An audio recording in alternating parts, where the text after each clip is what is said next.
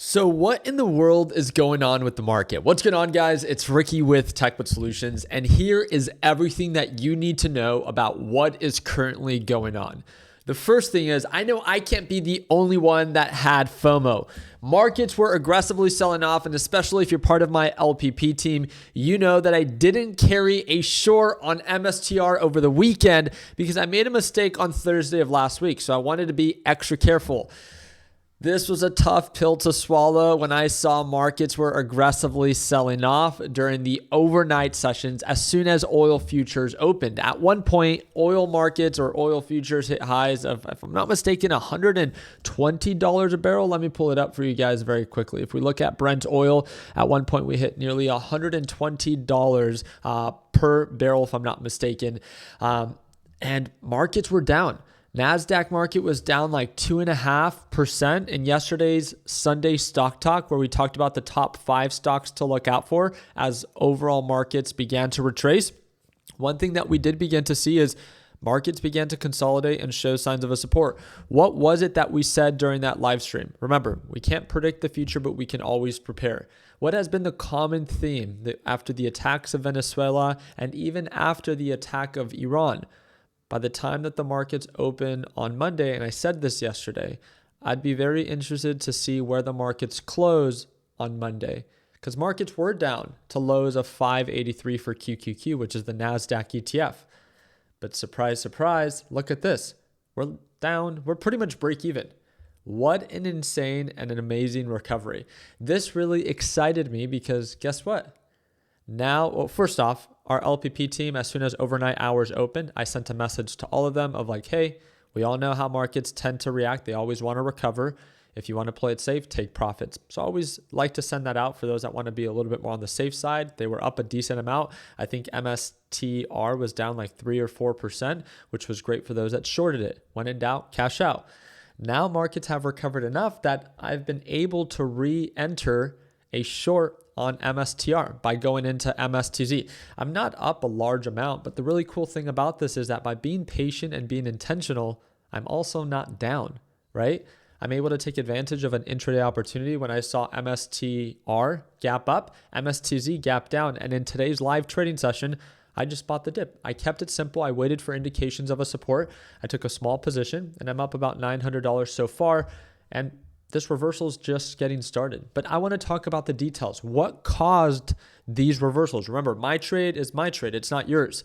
But why did markets one moment aggressively sell off and another moment they begin to recover? So first off, the thing that I want you to understand is what caused a lot of panic, what caused oil prices to quickly spike is the attacks that happened over the weekend. There was a huge refinery, if I'm not mistaken, in Iran that was attacked. It got blown up. It's one of the largest ones that produces like 20 or 30% of the supply out there, and it was attacked. Therefore, oil reserves are limited, demand is maintaining, and therefore prices continue to skyrocket.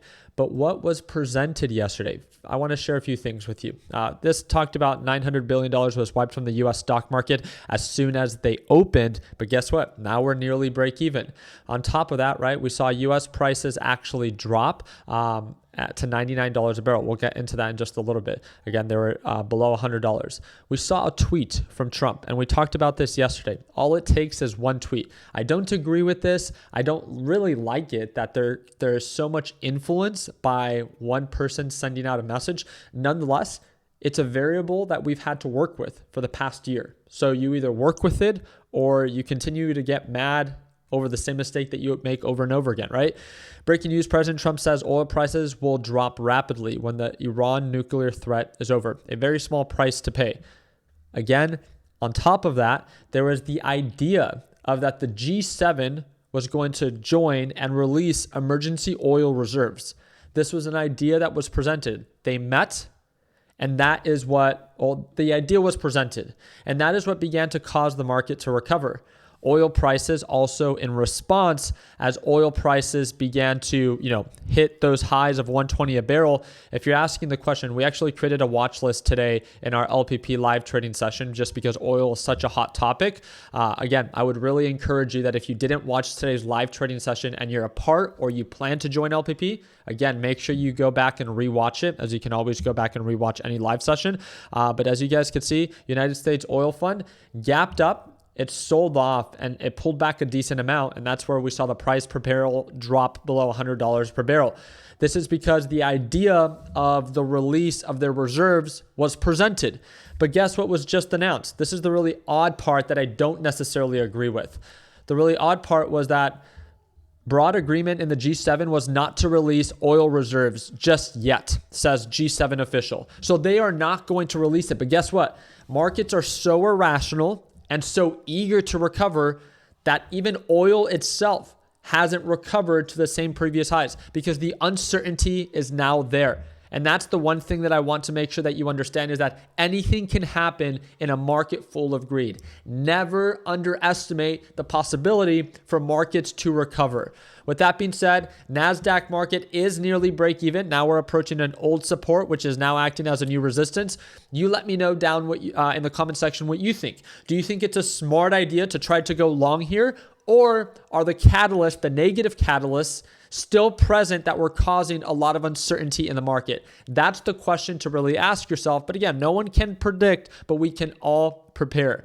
I think that, again, there's enough uncertainty that although this was a positive catalyst of, hey, we might have to tap into our oil reserves. And by in doing so, again, you're able to hopefully alleviate some of the pressure that we're currently feeling with these oil prices. A lot of you guys might see that, the price at the pump is a little bit higher now than what it was a month ago. It has direct implications to obviously what's going on in the Middle East. I just wanted you to understand why this was happening. So again, why did markets drop originally when it came down to NASDAQ, and why did oil prices skyrocket? Because of the attacks that happened over the weekend in Iran.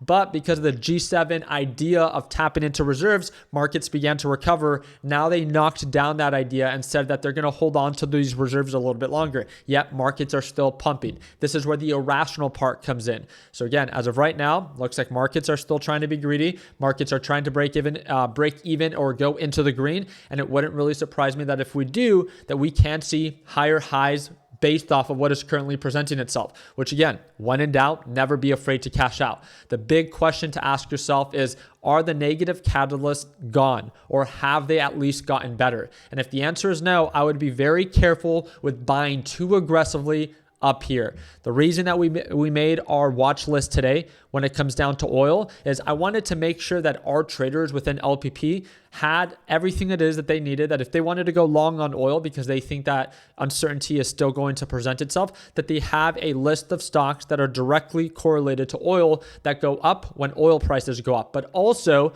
if you wanted to entertain the idea of the inverse, right? Not that I agree that shorting oil is a good idea right now. I still think that it's too early. But again, there was money to be made as oil prices corrected themselves slightly due to the G7 tap in reserves idea. Oil prices did begin to retrace, and that means that this inverse ETF did see a nice little uptick. But again, overall direction as of right now is still incredibly bullish for oil prices, and there's still uncertainty in overall markets. But again, it's really hard to bet against the market when even for the past 2 to 3 months, all they've been doing is trading sideways. So again, when in doubt, never be afraid to cash out. Stay patient, stay calculated. Don't be afraid to take advantage of opportunities. But like I've said so many times before, don't use leverage, especially during an uncertain time. Again, we'd love to invite you to our live trading sessions. We go live every single morning right at market open. And if you want to tune on in as soon as tomorrow, it's the second link in the description down below. You can sign up right now. Our current sale allows you to join for as little as $1.10 a day is what the current sale breaks down to. But I want to remind you, it's a one-time payment, lifetime access. We have members that signed it back in 2018 that still have access to it today. I appreciate your time. Like always,